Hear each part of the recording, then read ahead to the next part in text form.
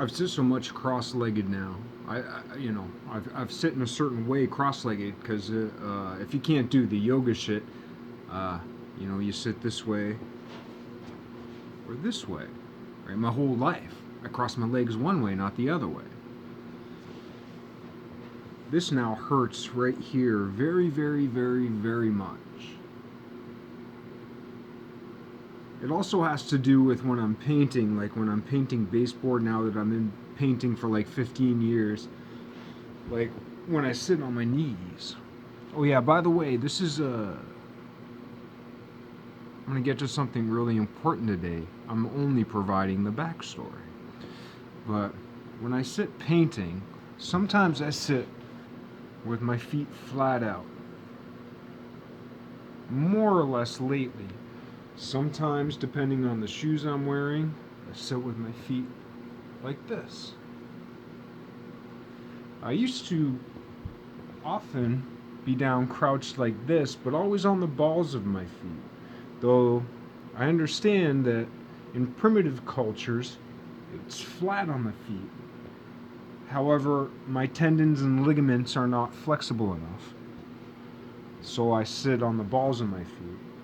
But the most comfortable position that I just came to without thinking because I wasn't paying attention was to sit like this, with my feet to my left. Because this foot, if I sit with my feet to the right, there's some bone in my ankle that gets caught on my tendon and it gets hooked up. I don't know what it is. I don't know enough about anatomy. But when it gets hooked up on that bone, when that bone gets hooked up on that tendon,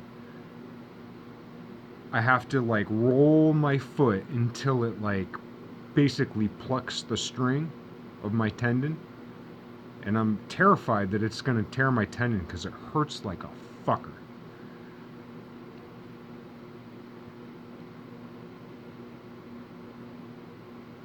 But anyway, I think doing that because there was this one job I was on where I was just painting baseboard forever. So I was sitting with my feet curled to the left.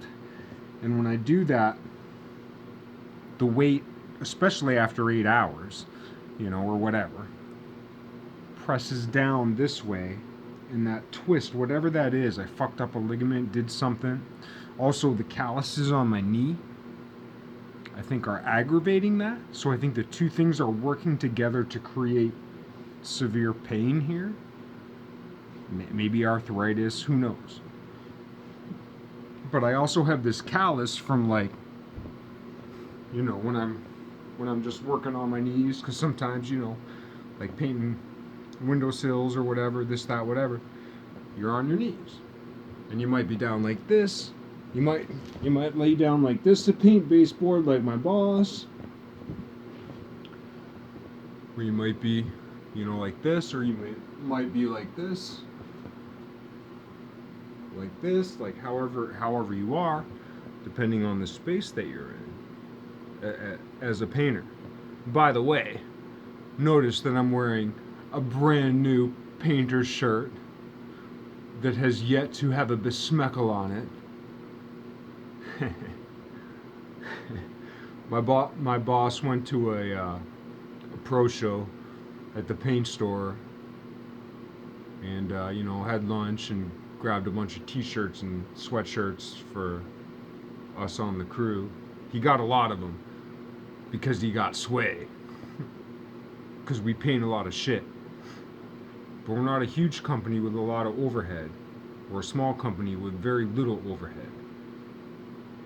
I'm not saying this about myself, but I'm saying this about my company. We're like the Bad News Bears. Anyway,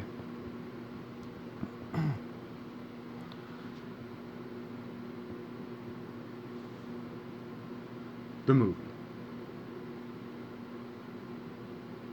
Yeah, this kind of hurts.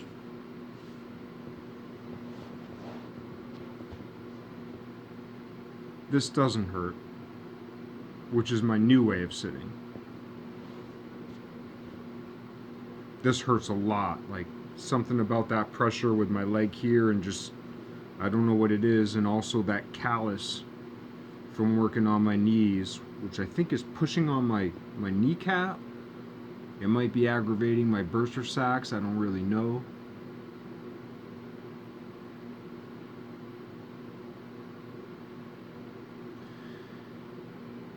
That's a backstory. So now what I wanted to get to. This is going to be indecent because I'm dark. I'm indarkened. You know. Some may say, many, if any of those, if anyone were to see me, they may say that guy's possessed. Right? If you're into that kind of language. If you're into other language, you'd be like, that guy's crazy. Maybe if you're into other aesthetics, you'd be like, that guy's artistic. Or, depends on your perspective. But I am indecent, for sure. I'm dark. However you define dark, I'm dark. But until I'm enlightened, enlightened as being essentially no more darkness.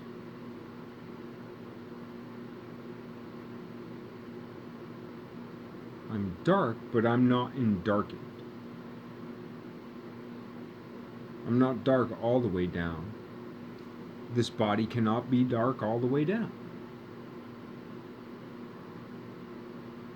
This individual, this soul, this spirit, right? I prefer soul and body over spirit. I believe the ultimate spirit has to be earned, so to speak. We are given the soul and the body. We all have a soul, we all have a body. And we all have a conglomeration of spirits. But few have the perfected spirit which marries the body with the soul. The Holy Ghost. I don't. But I see those who do. They're around. And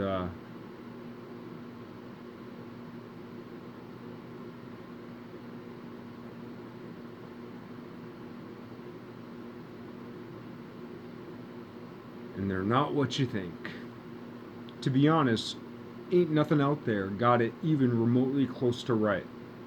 But the closest thing in the real world, not in the spiritual world, but in the real world, the closest thing to all those archangels, wizards, sorcerers, magicians, is that movie that what's his name, Mike Smith made? I can't remember the movie with Silent Bob,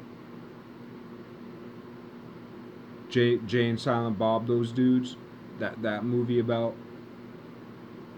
God, where God is Alanis Morissette.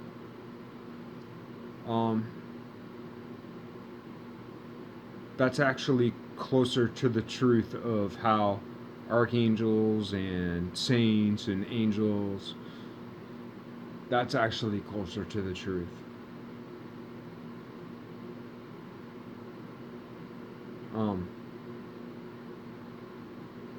The book of Enoch and Raphael and everything's a mystical language, right? But the mystical language is a spiritual thing. It's something that happens inside. In the real world,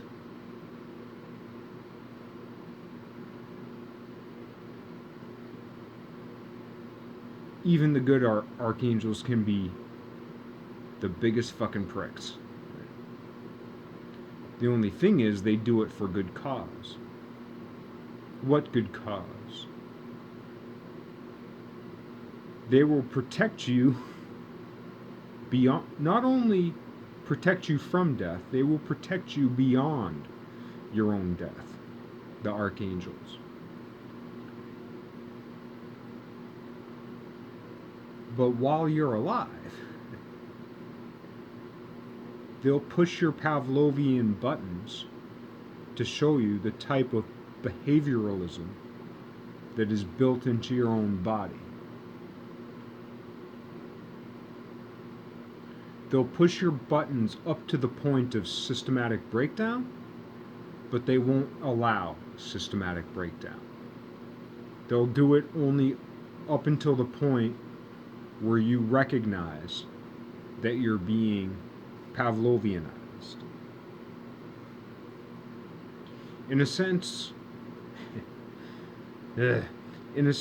archangels do to you the same types of things. We hear about how CIA people or KGB people or MI6 or whatever can beat a lie detector test. But to do that, you have to be a master of your emotions. That's also what archangels do.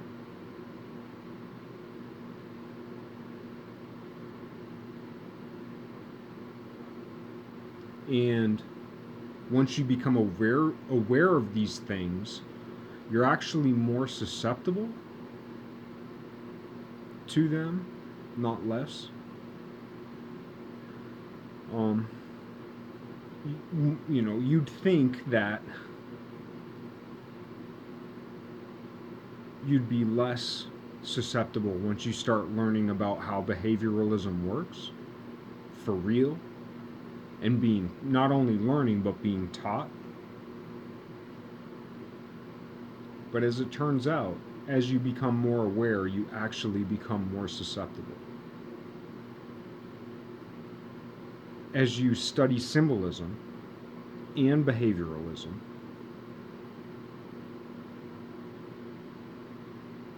the triggers that bring you to your collapsing point are so more fine-tuned that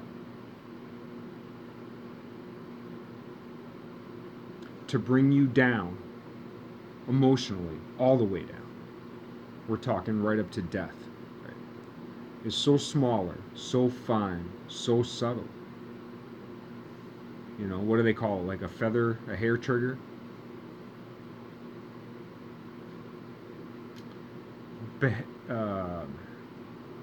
The archangels teach. What are you talking about? I'm just saying they're around. They're around. That's all I'm saying. And that's all I'm saying. But a hair trigger of behavioralism. It's brutal.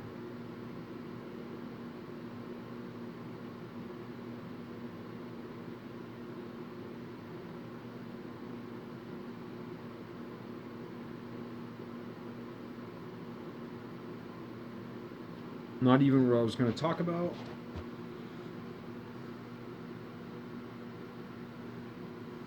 Right. I just want to get this out. I know this is a ridiculous, stupid video already.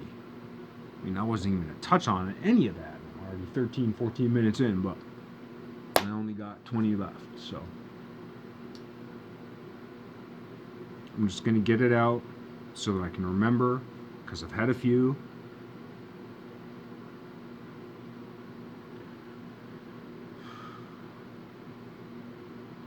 The moral of that entire story is that there's a light in this darkness.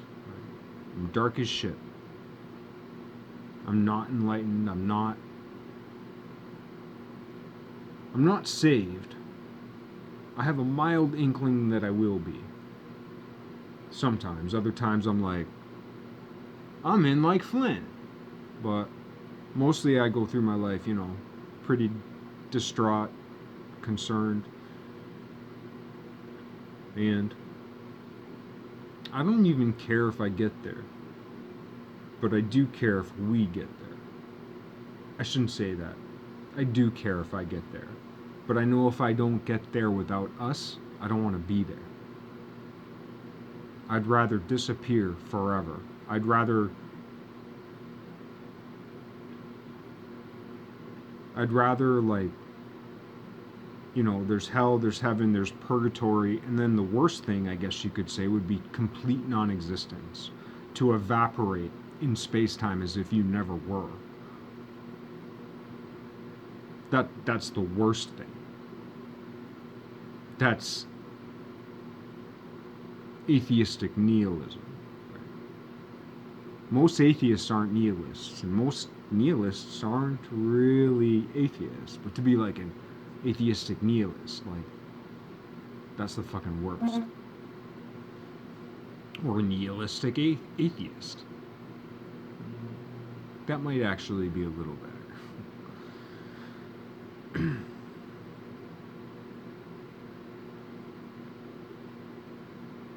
All I wanted to talk about today was Mary.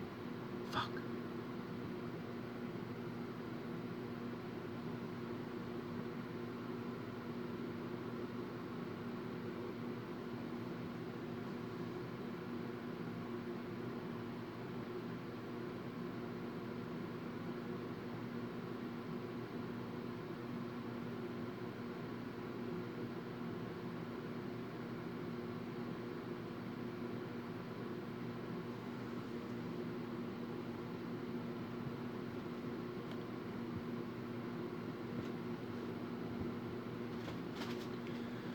We're going to switch up the bloodless sacrifice tonight.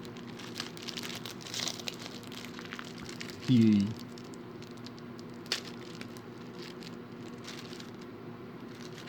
Keebler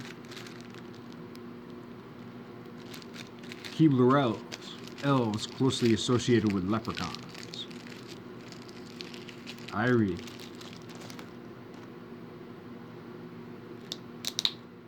I bought a little bottle of wine because if I buy too much, I drink too much. I paid almost the same price. Few bucks.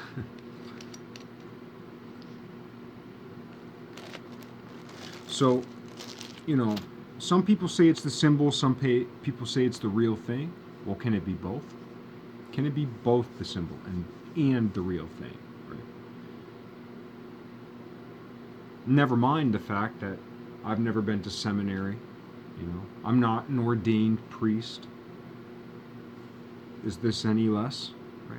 I'm eating a fucking peanut butter toast cracker, Keebler elf. There's all kinds of preservatives, chemicals, petrol shit in here.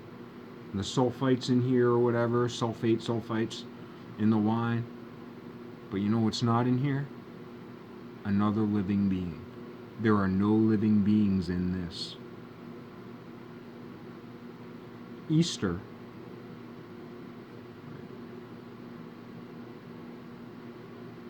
Good Friday, the Last Supper, all that shit. The Last Supper. The Last Supper is, if you're a Christian, if you're a Christian,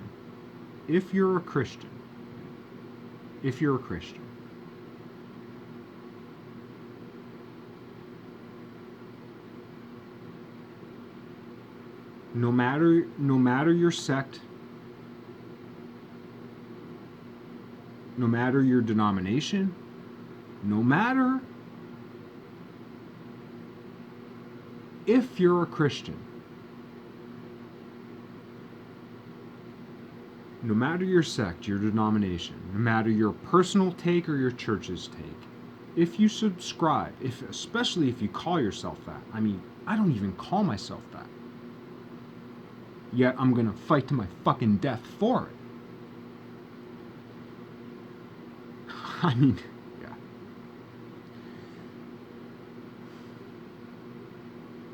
Even as a coward.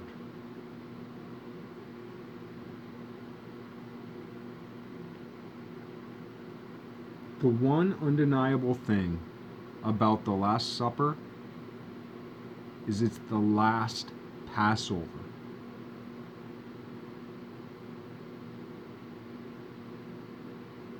It's the Passover, the last one.